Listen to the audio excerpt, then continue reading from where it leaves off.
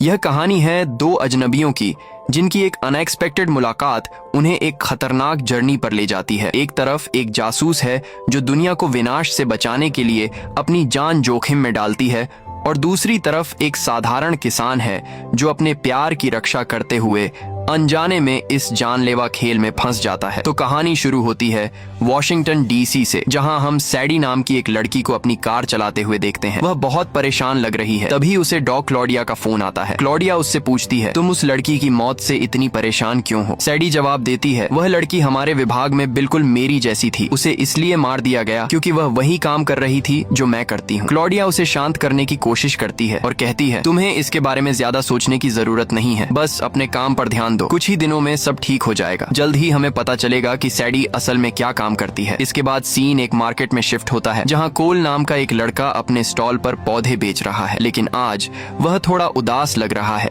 क्योंकि हाल ही में उसका ब्रेकअप हुआ है। तभी एडन नाम की एक महिला जो पास में ही एक स्टॉल चलाती है कोल से बात करने लगती है। वह उससे कहती है, तुम्हें जरूर कोई नई लड़की मिलेगी, अतीत को भूल जाओ और अपने काम पर ध्यान दो। फिर वह कोल से कहती है कि थोड़ी देर के लिए उसका स्टॉल संभाल ले और चली जाती है। इसी बीच सैडी मार्केट में आती है और एडन के स्टॉल पर एक पौधे को देखती है। उसे वह पसंद आता है और जैसे ही वह उसे उठाती है कोल आता है और कहता है, यह पौधा बहुत सुंदर है, लेकिन तुम घर पर कितना समय बिताती हो? सैडी जवाब देती है, कभी कभी मैं महीनों तक बाहर रहती हूँ। ये सुनकर कोल सिर हिलाता है और कहता है, माफ करना, लेकिन मैं तुम्हें यह पौधा नहीं बेच सकता। अगर इसे रोज पानी नहीं मिला तो यह जल्दी मुरझा जाएगा और मैं नहीं चाहता कि यह सुंदर पौधा ऐसे मर जाए। थोड़ी हैरान सैडी कहती है, लेकिन मुझे यह पौधा चाहिए। कोल फिर मना कर देता है और कहता है, तुम्हें एक प्लास्टिक का पौधा या कैक्टस खरीदना चाहिए, वह तुम्हारे लिए बेहतर रहेगा। उसी समय एडन वापस आती है और उनकी बहस सुनती है। बिना किसी झिझक के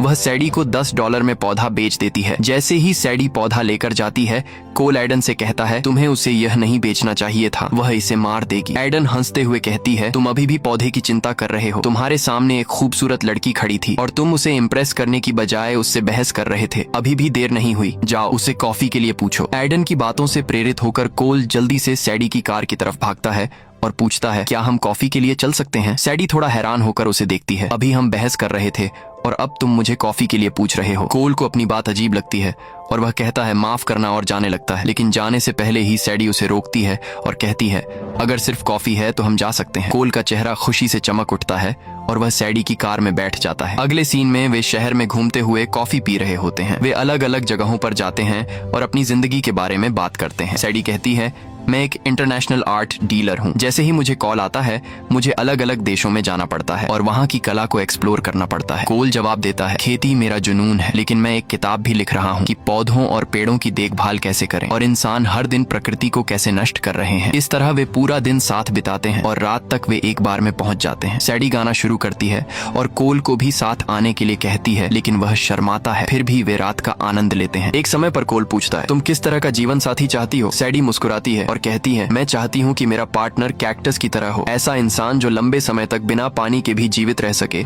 मैं बहुत यात्रा करती हूँ, इसलिए मुझे ऐसा पार्टनर चाहिए जो मुझे अच्छी तरह समझे। अगर हमारे बीच दूरी भी हो तो वह इतना मजबूत हो कि वह कमिटेड रहे, ताकि हमारे बीच कोई समस्या ना आए। जैसे जैसे वे बात करते रहते हैं वे एक दूसरे के साथ ज्यादा सहज महसूस करने लगते हैं। धीरे धीरे वे एक दूसरे के करीब आने लगते हैं और जल्द ही वे एक दूसरे को किस करते हैं। वे एक दूसरे की कंपनी का आनंद लेते हैं, साथ में खूबसूरत पल बिताते हैं। जैसे ही सूरज उगता है कोल सैडी को उसके घर छोड़ने जाता है। जब वे उसके घर पहुंचते हैं तो दोनों इस बात पर सहमत होते हैं कि उन्होंने साथ में बहुत अच्छा समय बिताया। सैडी अपने घर के अंदर चली जाती है, लेकिन कुछ ही पलों बाद वह फिर से दरवाजा खोलती है और इस बार दोनों पूरी तरह उस पल में खो जाते हैं। इसके बाद कोल बेहद खुश महसूस करते हुए अपने घर लौटता है। जैसे ही वह पहुंचता है वह उत्साह से अपनी माँ और पिताजी को सब कुछ बताने लगता है। चमकती हुई मुस्कान के साथ वह कहता है, मुझे लगता है कि मुझे आखिरकार वह लड़की मिल गई है जिसे मैं इतने समय से ढूंढ रहा था। यह सुनकर कोल की बहन मैडी व्यंग्यात्मक तरीके से जवाब देती है, देखते हैं ये कब तक चलता है। ये लड़की भी तुम्हें छोड़कर चली जाएगी जैसे पिछली वाली चली गई थी। तुम बहुत ज्यादा पजेसिव और क्लिंगी हो और इसी वजह से तुम्हारी पिछली गर्लफ्रेंड तुम्हें छोड़कर चली गई थी। लेकिन कोल उसकी बातों पर ध्यान नहीं देता। समय बीतने लगता है और अपने फार्म पर काम करते हुए कोल हर दिन सैडी को मैसेज करता रहता है। हालांकि 3 या 4 दिन बीत जाने के बाद भी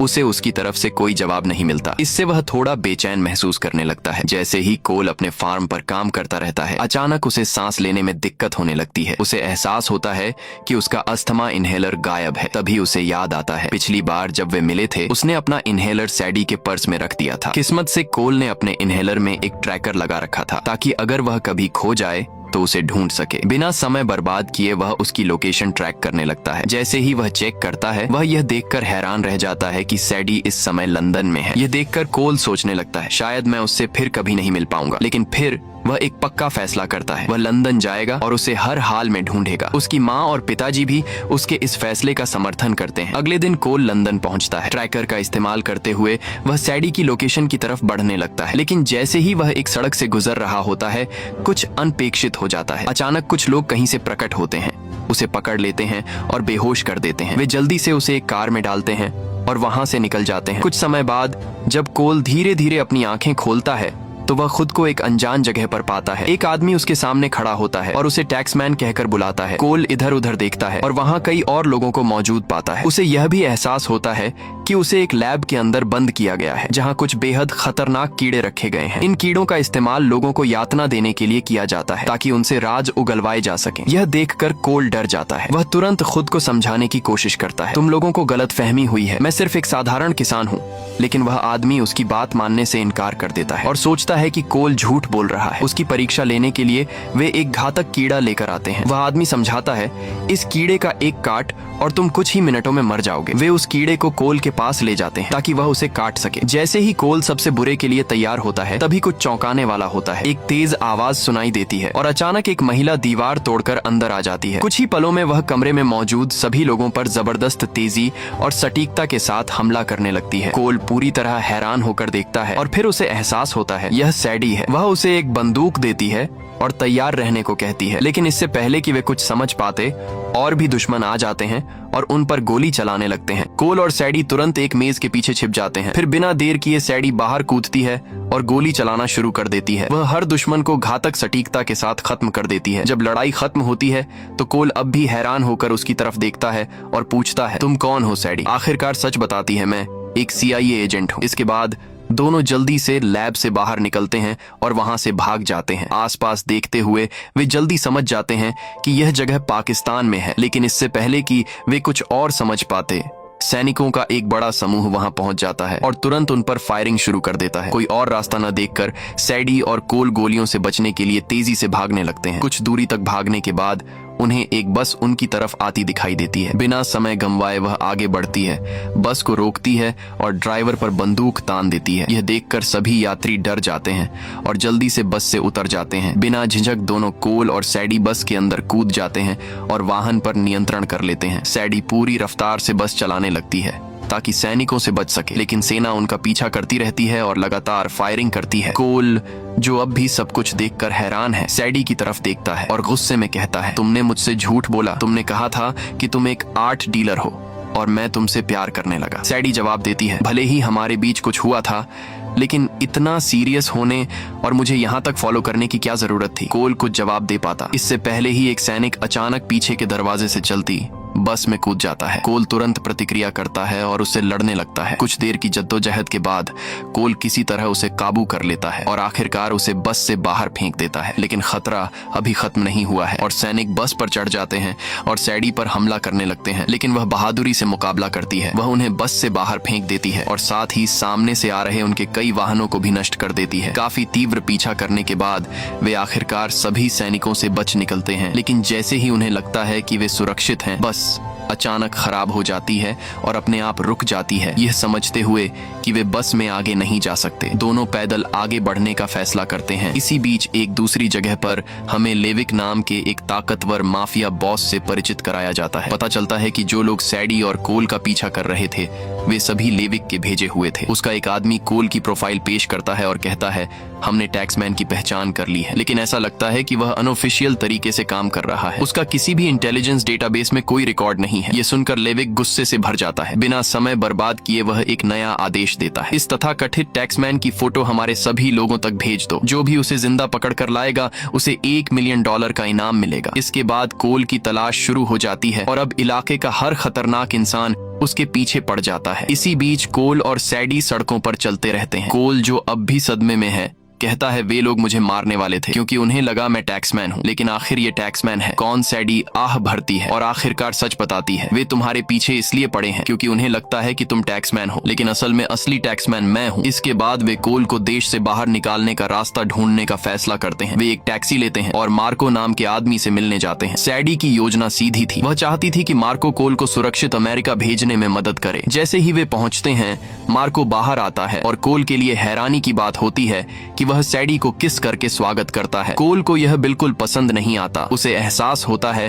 कि मार्को और सैडी पहले साथ काम कर चुके होंगे। जैसे ही मार्को और सैडी बात करना शुरू करते हैं, और भी बातें सामने आती हैं। सैडी बताती है कि वह यहाँ एत्सुको नाम के एक आदमी की जानकारी मिलने पर आई थी। वह एक बायो वेपन बना रहा था, एक घातक हथियार जो पूरे देशों को नष्ट कर सकता है। इस हथियार को चुराने वाले लेविक के आदमी थे। सैडी फिर मार्को की तरफ मुड़कर कहती है, चाहे कुछ भी हो, तुम्हें कोल को अमेरिका भेजना ही होगा। मार्को मदद के लिए मान जाता है। सैडी बिना कुछ ज्यादा कहे वहां से चलने लगती है। जैसे ही मार्को कोल को ले जाने वाला होता है, तभी कुछ भयानक होता है। एक गोली चलने की आवाज आती है और मार्को अचानक गिर जाता है। उसे गोली मार दी गई है। उसी समय एक आदमी परछाइयों से बाहर आता है और सैडी को पहले से ही बंदूक की नोक पर पकड़े होता है। वह दोनों को चुपचाप आगे बढ़ने का आदेश देता है। तभी एक और गोली की आवाज गूंजती है और एक दूसरा हमलावर आता है जो अपनी बंदूक कोल और सैडी पर तान देता है। कोई और रास्ता न देखकर वे उसकी बात मान लेते हैं। थोड़ी दूरी चलने के बाद उन्हें एक कार में बैठने पर मजबूर किया जाता है। कार के अंदर उन्हें गॉड नाम का एक और खतरनाक आदमी मिलता है। गॉड उन्हें देखकर मुस्कुराता है। तुम जानते हो, वह कहता है, लेविक ने तुम्हारे सिर पर $1 मिलियन का इनाम रखा है। अब इस इलाके का हर आदमी तुम्हारे पीछे होगा। थोड़ी दूरी चलाने के बाद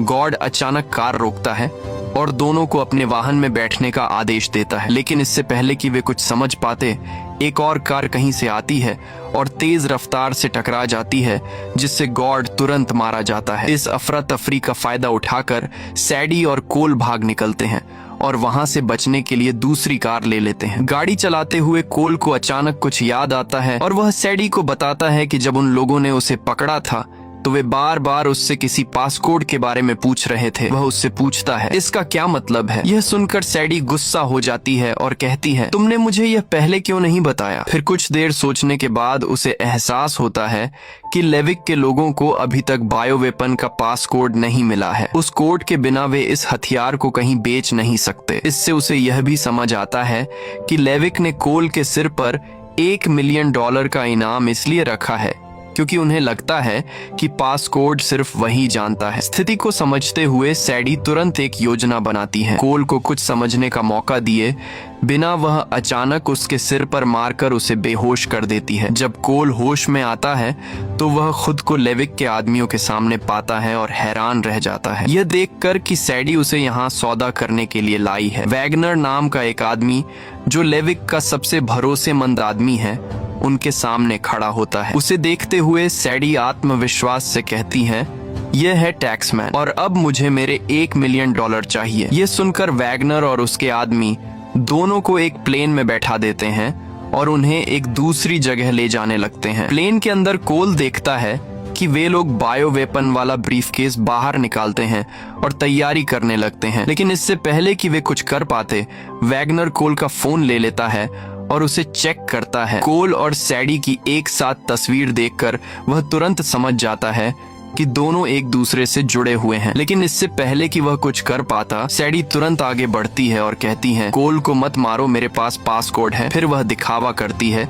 जैसे वह अपनी जेब से कुछ निकाल रही हो और चुपके से वैगनर के हाथ में एक झटका देने वाली चिप रख देती है। जैसे ही वह बटन दबाती है, वैगनर दर्द से चिल्लाने लगता है और मौके का फायदा उठाकर वह तुरंत बाकी लोगों पर हमला कर देती है। यह देखकर कोल भी लड़ाई में कूद पड़ता है और हमलावरों को गिराने लगता है। लेकिन लड़ाई के बीच में ही एक आदमी अचानक सैडी को चाकू मार देता है। यह देखकर कोल गुस्से से भर जाता है और उस आदमी को इतना बुरी तरह पीटता है कि वह बेहोश हो जाता है। सैडी अपने घाव के साथ संघर्ष करते हुए कोल से कहती है, पैराशूट लो और ब्रीफकेस के साथ प्लेन से कूद जाओ इससे पहले कि बाकी लोग होश में आ जाएं।